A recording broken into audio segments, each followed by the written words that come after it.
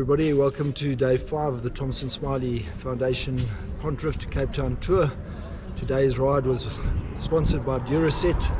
Duraset, thank you very much for the wonderful sponsorship you've made.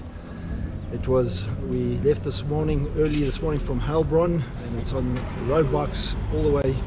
We just stopped at Henneman for lunch, and now we head on now to Virginia, through Virginia onto Tiernissen. We overnight at Tiernissen, and also thanks to Alley Cats for their sponsorship and their contribution of the goodies that they supplied. And to the virtual riders, Brent Russell is our virtual captain for the day. We've been filming what has been a very windy ride up to now, but being enjoyable. Enjoy it on the virtual ride, and follow us and keep up the smiles and hard pedaling. Thank you. Go Bonnie. Hello. Go Teresa, good work. Go Dad. Go Mana. Let's go Kev. Well done Bunty. Come Al, no slacking upwards. And we were the leaders of the pack.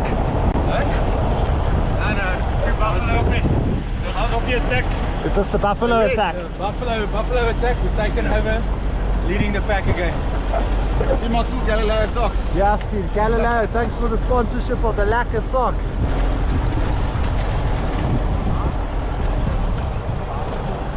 How's that, the suspension? Yeah, my bum feels like yours. Oh, sure.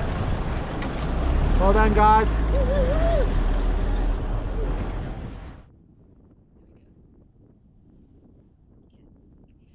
Okay, Brent Russell, day 5 is your day. Heilbronn to Tiernissen, 204 kilometers. I'm sure you're excited for the big day, but let's chat a little bit about you first. Where does your story start? Where were you born? What was your schooling like? Yes, thank you, Leanne. Very nice to be part of this event, virtual event. But so it all started in 1980 when I was born in Port Elizabeth, down the south coast of South Africa. So spent 5 years in PE with my folks who were still at varsity at the time, and then they decided to move up to Joburg to do the 5-year business plan or working plan when I was 5 years old, and they only left when I was 30. So I sort of grew up in Joburg, came up to about standard 8 at St. Stithians, and I decided, look, I would prefer to go back down to East London, and got finished off my schooling career in Selborne College, East London, so 9 and 10. And I guess that's where I learned to play rugby, as Eastern Capers only know how to do, is play rugby. So it was a very good experience, and loved that time of my schooling career. Tell us a bit more about those formative years, because I'm sure it wasn't only about rugby. Was there another sport that maybe also was, drawing your attention? Yes, so I think being Gordon Smiley and Peter Thompson, going back with my folks quite a long way, and them knowing each other, they will very much know that I grew up playing football. I was always an avid sportsman, always on the side of the sports field with my folks. So sport for us was just pure enjoyment, getting outdoors, and I just loved competing. Played soccer provincially for about 8 years. I was about 16 and I left Joburg and went down to East London. No focus on rugby whatsoever, but a bit of a shock when I arrived at Selborne and there was no soccer or any sports that I was familiar with, and got run over a few times. Found my feet in my matric year and started really enjoying my rugby. Never really focused on rugby outside of school. It just so happened to fall into place while I was at varsity. Started to make the under-21s provincial team, and I guess my main break was when I made the SA Sevens team with Chester, and had a very good year in that regard. I blame my lucky breaks on fitness, purely fitness, and just being in that 7th circuit I was a racing machine and just in elite condition, and got an opportunity in a trial match for the Springboks, and sort of kicked the door down in the last 15 minutes purely because I was fitter than the rest, I suppose. But the rest was history on how I got selected, and yeah, that's never really was a plan to take rugby seriously. If anything, I was wanting to be playing for Liverpool in England, but had that competitive nature inside of me from an early age, and enjoyment of the sporting side, and that played in my favor in my selection at Springbok level. Well, just latching on to the football, there was actually a question that came through on social media for you. It was, did you really play football for Wits Academy? So it wasn't even Wits Academy. I was playing for Wits Club, which in those days they were Premier League, but I wasn't playing in the Premier League. I was obviously lower levels, but I left Randburg because Randburg was quite a strong club. We played Southern Transvaal, which was the provincial setup back in the day, and decided to join Wits, which was quite those in the younger years, 13 till about 16. I played for Wits in the A team, and still playing provincial at the time. But those days, soccer was very well organized. It was really a competitive league that we were playing in. The IPT around the country was very well hard fought for, and there were a lot of players playing. So it's a little bit of a pity that we haven't kept up with those standards, but it's not saying that it can't ever get to that standard again. But it was a very big community playing soccer. You know, it just wasn't our national sport, which was rugby and I suppose cricket as well now. But yeah, we just grew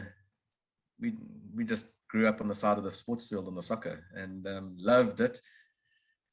What was I going to say about that? But anyway, that's my memories of growing up in Joburg and my times on the side of the sports field. So it certainly seems like you were a bit of an all-rounder, which I think maybe, sums up your rugby career as well, your versatility. I mean, you can kind of look at that and think, was it ultimately a trait that counted against you? I mean, what are your thoughts on that?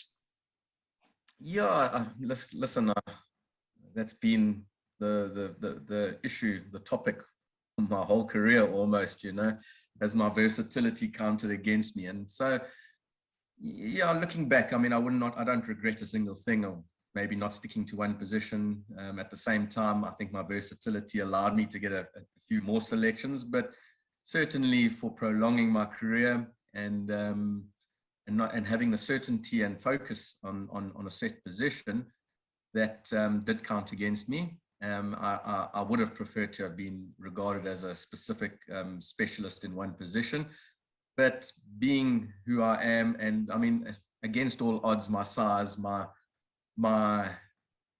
playing in an Afrikaans culture, sport, blonde hair, fast, not really seen as a traditional rugby player in South African sense of the word, more Cheslin Colby type of guy. But back in those days, it was very difficult to really get your foot in and cement your position, and there was a lot of changes with coaches at the time that wasn't really didn't really assist with the whole continuation of actually cementing your place in one position, finding your feet and actually growing in that position, so and that was one of my strengths, is that I could adapt quite quickly to new positions, and the versatility, and that's I suppose helped me get a few more selections.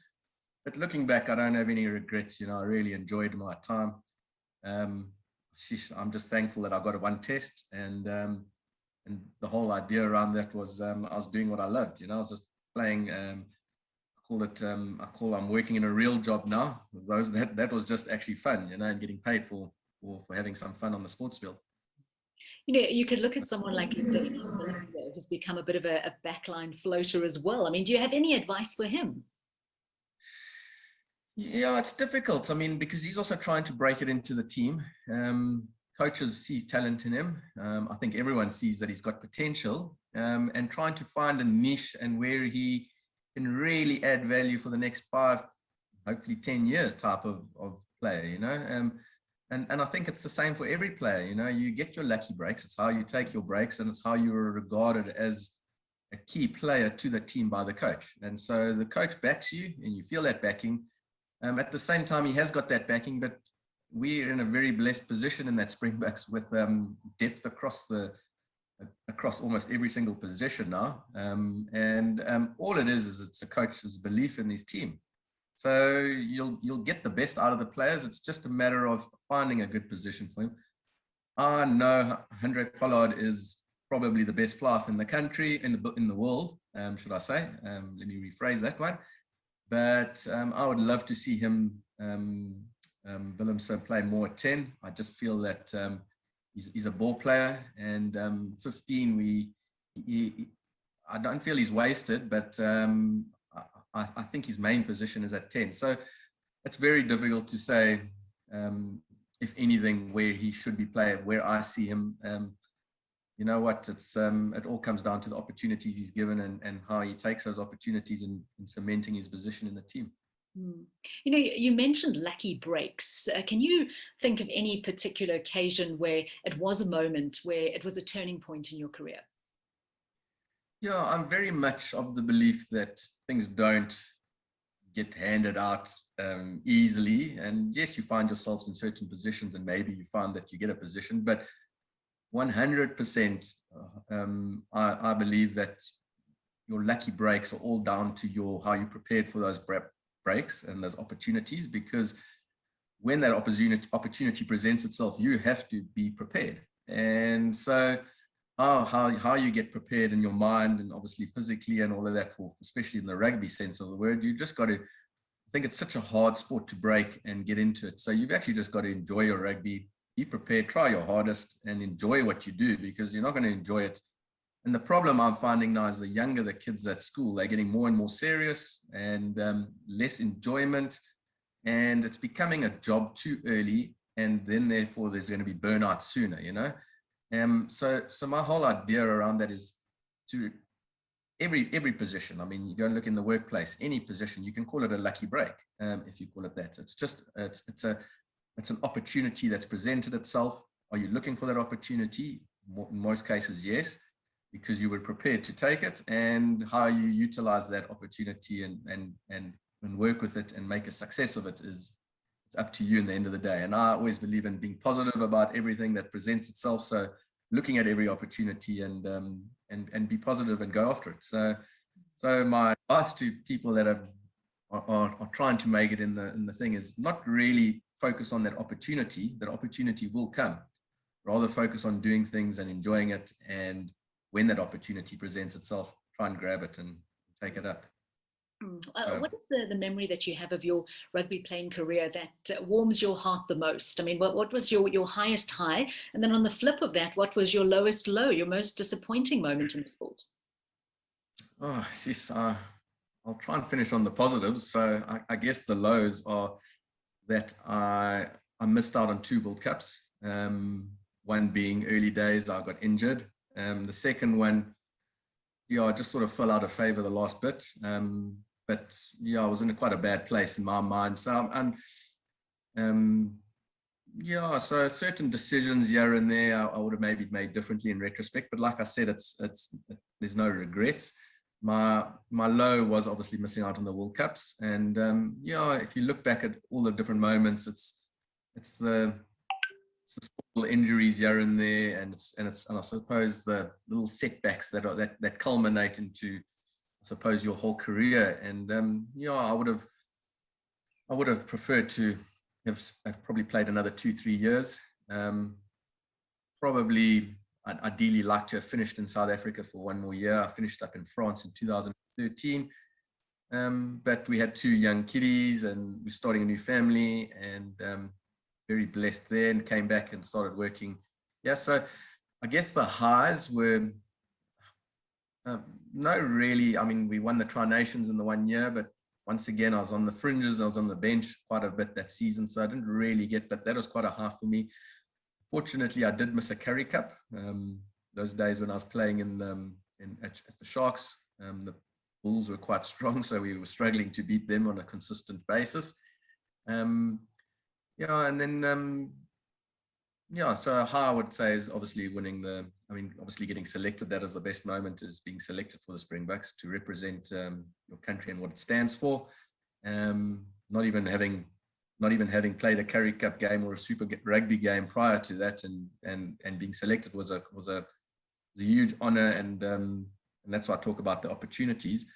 So I guess that is the high in my career on the sports field. Yeah. And what are your thoughts of European rugby? I mean, you spent time at Saracens and Clermont.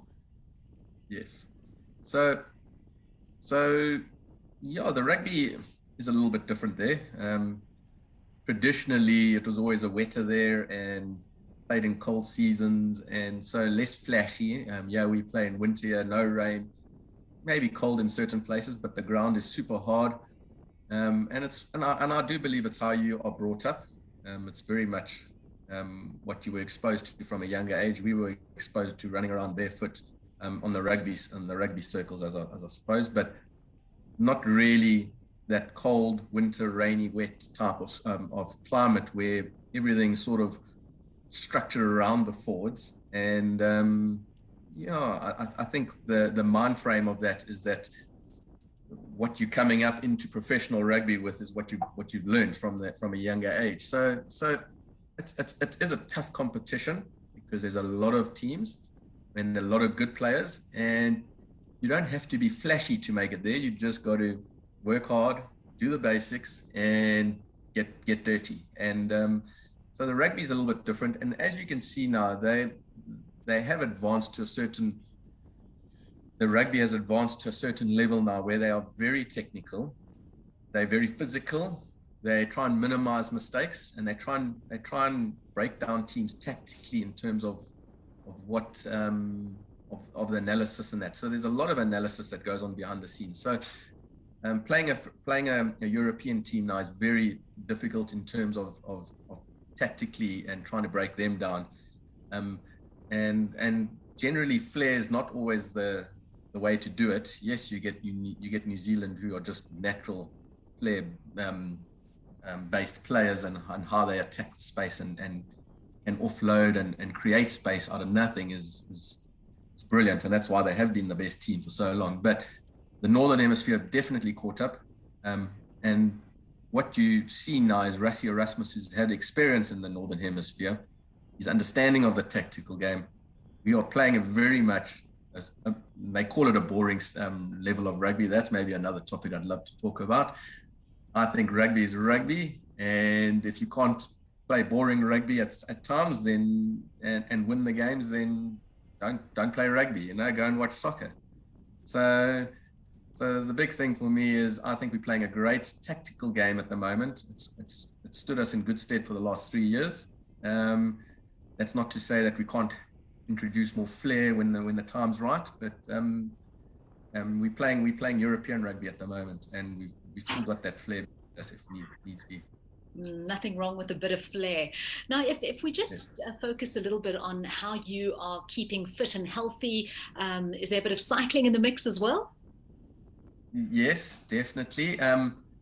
That's probably the toughest part at the moment, is trying to find time, I suppose, to train, and what type of training. Yeah, so we've actually just had 2 weeks off COVID. We're just coming through it now, and so the wife was actually hit quite hard in terms of very run down, and she was the fittest and healthiest in our family. So we're back to square one, I say, in terms of our fitness and that, and we haven't done much, but just running around. I mean, going for a 5-10K run on a regular basis. I do a bit of cycling in mountain biking, just outside of Mount Edgecombe, or in Ballito. There's a nice off-road spot to go and do. But having family, and that's also put a bit of difficult aspect into getting some time away, because cycling does take 3 to 4 hours, 3 to 5 hours of your mornings on Saturdays or wherever. And having kids that are keeping you busy, we've got 3 that are at school now. When they were school sport, you couldn't really find that time. So it is about setting the schedule, putting it in the diary, doing a little gym session, getting more functional, running here, quickly shoot out to do something here. So I do a little bit of gym work at our local gym here. And then different stuff. I've just started taking up kiteboarding again. I haven't done it in 20 years, but hoping that will put a bit of my some enjoyment back into the sport, and hoping to get out to a certain level that I can go and enjoy it out at sea. You know, it's like surfing. I don't surf, I wish I surfed, but this is one thing that I'd actually really like to get more involved with. Nice. And aside from that, just more a social level, I mean, what do you do for fun? What sort of foods do you like? Where do you go on holiday? Yes. Apart from the last 2 years, a lot of eating in. No, but we quite social in terms of our family. We've got a very good group of friends up in this part of the world, in Durban, very close. So definitely we like our restaurants. We like we can't go to the restaurant without going with friends. So we before lockdown happened, we were probably out at least once a week at a restaurant with friends, to having dinners over the weekend, or braais over the weekend with friends. So we're a very social bunch. This has definitely put a dampener on our social lives, but it's also not a bad thing sometimes. But yeah, we just like connecting with people, and our holidays generally, we love the Transkei. We go to Umgazi once a year with a big group of friends again, just before the week before Christmas, and then about 3 times. It's been quite a while now, but 3 times a year we were actually getting through to Mozambique with one of our other friends' cottages there. So we do enjoy that sort of lifestyle. If you can offer me a weekend in the bush, I'd probably be there every single weekend. So I love the bush. And then obviously our overseas holidays, which haven't happened for a while now. We did go to Italy with a small group of friends to just as a couples to go and just do a little bit of a tour through Tuscany. So it's little things like that, you know, just spending quality time with the family, as well as getting away on regular pre-planned holidays. Yeah, on a more serious note, obviously the purpose of this whole cycle tour is to raise funds for education. How important is education, in your view, in determining the success of a country? 100%. I think that's one of the most important fundamental aspects of any country, is the education. I mean, it doesn't just start at grassroots level, doesn't start for kids, you know. I mean, it goes all the way up into every level. Education is one of the most important things. So a foundation, the Thompson Smiley Foundation, is a very how would I say, very, very bold, very, very clear, very simple vision or purpose, in the sense that it's trying to address probably the most important aspects that the country really needs. And starting from very young age, I know we get involved with the SA Rugby Legends, and getting involved with dropping food parcels here, and just supporting these charities. I mean, there's so much need at the moment, especially during these last 2 years. The need is even, you could actually almost call it, we're going to survival mode. Everyone, even us, you think you're going to survival mode, but can you imagine how much worse it is for people that don't have much, and survival mode is constantly there. So anyone, or any company, or any foundation that's actually focusing on the needs of the poor, or the less fortunate, is a very, it's a very honorable initiative, and one that I 100% would love to get more involved with and behind. And if the smallest little thing that can happen makes a massive change in the lives of these people. And so, even the transport to these education as I said, they're getting behind the transport of to these education facilities.